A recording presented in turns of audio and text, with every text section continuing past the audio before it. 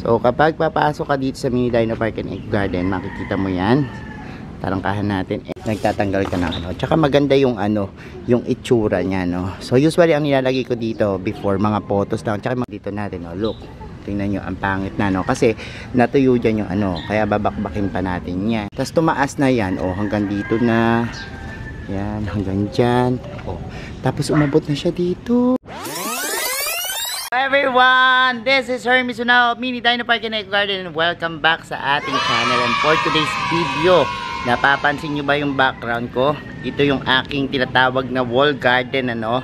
At ngayong araw na to, bisitahin natin. Mag-garden tour tayo dito sa mga naka-display nating wall garden. Kasi tingnan nyo naman yan, oh.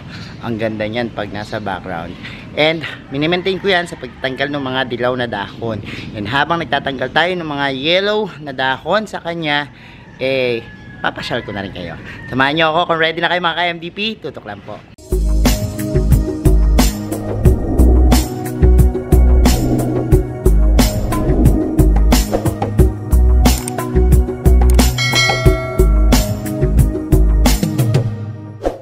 And we're back. Doon sa mga talagang nakasubaybay sa akin, nagsimula po itong aking wall garden nung pong meron tayo ditong tinatawag na House of Paul. At ito pong area na to na makikita nyo dyan, eh punong-puno po yan ng mga pole na merong mga house plants. Tapos eventually po, giniba na natin yung ating House of Paul dahil nagpatayo tayo nitong ating yan, bahay dyan. Tapos iniwan ko lang po itong side na to. Tapos lumago na siya ng lumago at parang may sarili ng buhay, no? Kaya lang, minsan po nagkakaroon ng ganyan, mga yellow na dahon. Ginagawa ko po is, tinatanggal ko yan. So, ang gagawin natin ngayon is, yan, tanggalin natin yung mga ganyan. Ayan, o, tanggalin natin yan. Tapos, pakita ko sa inyo kung ano yung mga nakatanim dito. Na pwede nyo rin maging idea kung gusto nyo po ng wall garden na katulad nitong sa akin. So, kapag papasok ka dito sa Mini Dino Park and Egg Garden, makikita mo yan. Tarangkahan natin. And, yan, yung bida-bida dito, yung ating mga pinaka wall garden. So, yan, makita nyo dyan, meron dyan mga tiba-tib ka lang. Yan, ito yung maintenance na ginagawa ko dyan. Nagtatanggal ako ng mga yellow na dahon, ano. O yan, tapos binabagsak ko lang yan, binawabalis ko na sa kanila after. Yan, kasi medyo satisfying yung pakiramdam kapag halimbawang nagtatanggal ka ng ano. Tsaka maganda yung yung itsura niya, no. So usually ang nilalagay ko dito before, mga photos lang, tsaka mga gumagapang. Tapos eto, nagkaroon na yung mga ganito, yung mga variegated, yung mga may dilaw, puti, yan, mga philodendron, lemon lime, kasi ang ganda niyan kapag halimbawa nagsama-sama, nagkakaroon ng variations yung inyong garden, ano. So importante na matanggal to, yung mga ganito, kasi yan, naglulusaw po yan, no, yung parang mamasa-masa. And minsan kapag naiiwan yan at nagpumapatong sa dahon, dinadamay niya yung mga ibang dahon. For example, itong nandito natin, no, look. Tingnan nyo, ang pangit na, no? Kasi natuyo dyan yung kaya babakbakin pa natin yan. So, pag di yan nakita, mahaharangan kasi yung pagpasok ng hangin dun sa plants and pag-absorb niya ng mga nutrients. At the same time, yung pagpasok ng araw, no? So, ang mangyayari po dyan is maaaring maapektuhan yung mga plants nyo. Ayan. Kaya tatanggalin niyang mga yan. So, ako ginagawa ko nito every other day. Nagtatanggal tayo niyan.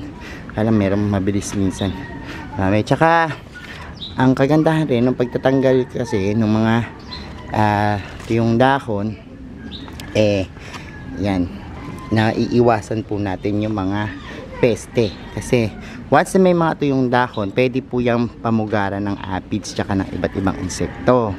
So, kapag halimbawa tinanggal natin yan, mas ligtas po yung ating mga halaman. At the same time, maganda rin po sa ating mga pagtingin, no, tsura. Kasi kung may mga dilaw na dahon katulad sa background natin, minsan pag nagbo-vlog ako, dilaw po yung dahon, nakitang-kita po na merong bulok na dahon dun sa ating mga background. Kung magpipicture-picture, yan, pangit tingnan. So ginagawa natin is tinatanggal natin yan, no? And ganyan lang naman kung ano yung makita nating dahon. And usually minsan mga sira naman tinatanggal ko na rin, katulad nito, sira yan kasi hindi makakagrow yung mga nasa ilalim, diba? Tanggalin na natin yon. So ayan, okay naman siya. Ayan, katulad niya may mga butas. Ito yung mga cycle, kasi ito kabisado ko na yung mga cycle nitong aking wall garden, kasi kapag tag-araw naman yan pumapangit din yung mga dahon nila pag sobrang sikat ng araw. Ito yung syngonium natin. Pag hindi balance yung pagbibigay mo ng tubig, tas nakabilad sila sa araw, nangyayari po niyan yung mga dahon niya natutuyot, no? So ang ganda nito yung ating syngonium na kulay green, ano? Ganda niyan, lalo na pag nagkasusun-susun niya, no? Ganyan kumapal, gandang tingnan. So eto, meron naman tayo ditong ibang klase ng photos. Meron tayo ditong parang pearl and jade, no? Yan, ang ganda rin po niyan. And meron po tayo ditong mga micans, no? Ang nakagandahan sa mga micans, pag yan po nag-matured, ibang klase yung halaman nila. So ang pinakabago dito sa ating mga halaman dito is yung ating variegated na syngonium na nilagay ko last time. Siguro mga ilang buwan pang nakakaraan, nakapag produce na tayo dito ng ilan. Tas yan, oh, parang ang nangyari is ginawa natin siyang parang gumagapang. Pag gumapang at nagkaugat, so yun na yun, yung pinaka ginugupit ko na. So nagkaroon siya ng panibago dito, oh. Tapos tumaas na yan, oh, hanggang dito na yan, hanggang dyan, oh.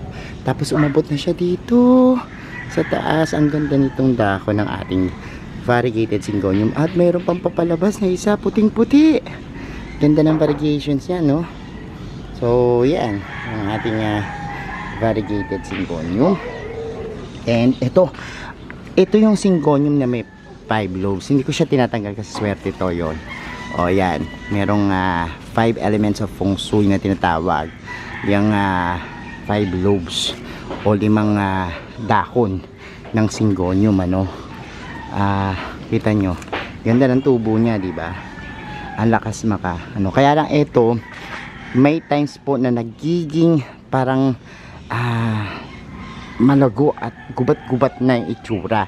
Nasa pagtitrim po, ano, kasi ito ang bilis nito.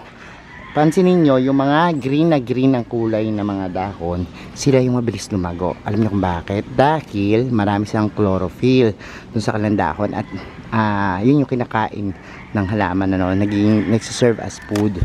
So dito alaga ka lang ng trim para bumilog siya, kasi pag hindi talagang dadami at magiging viral yung inyong mga dahon yan. So dito meron pang mga ganyan, yan, ang galing natin, ano.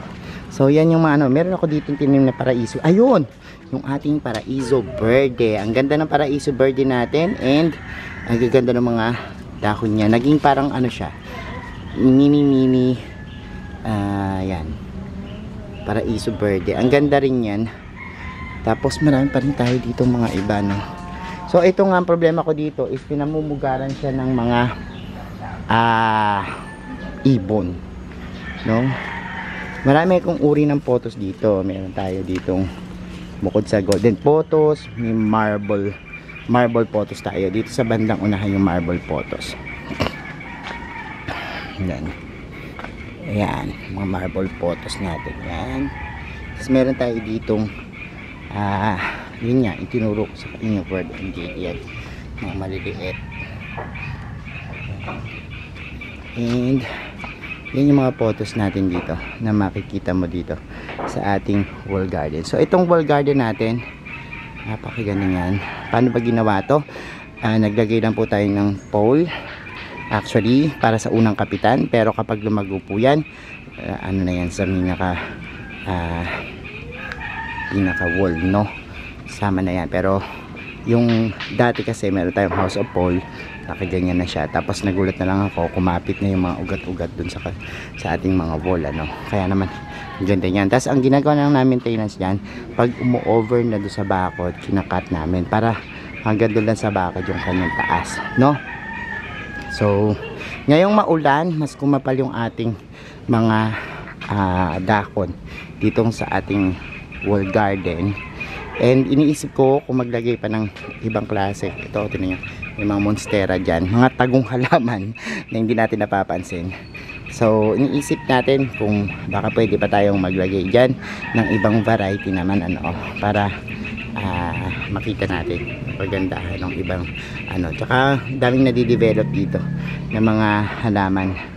So, for the meantime, muna yung ating update at nakatanggal na tayo ng mga dahon. Dami nating nakuha, so, nigpitin na natin yan maya maya. And yan na po yung ating wall garden dito sa Mini Dino Park Eco Garden. So ayan mga ka-MD, pinapanood nyo na yung ating vlog for today at nakita nyo na yung ating wall garden. Kayo ba, meron ba kayong mga wall na gusto nyo pakapitan ng halaman at gawing parang ganito, yung parang attraction sa inyong mga bahay, maganda po yan. And gayahin nyo lang po yung mga ginawa natin dyan. Thank you so much sa inyong panonood ngayong araw na to, sa mga nag-like and nag-share na at nagko-comment sa ating mga videos. Sa mga hindi po nag-subscribe sa ating YouTube channel, kung bet nyo po ganitong usapan, plants and gardening, mag-subscribe na po kayo. Huwag nyo pong kalimutang i-hit yung notification bell para laging updated sa aming latest uploads, pati po sa iba't iba nating social media accounts, sa ating TikTok, Instagram, Facebook pages. Search lang po Hermes Yunao or Mini Dino Park Eco Garden, makikita nyo na yan. Salamat. Maraming mga ka-MT This is Hermes Yunao nagsasabi sa inyo ng planting. Bye!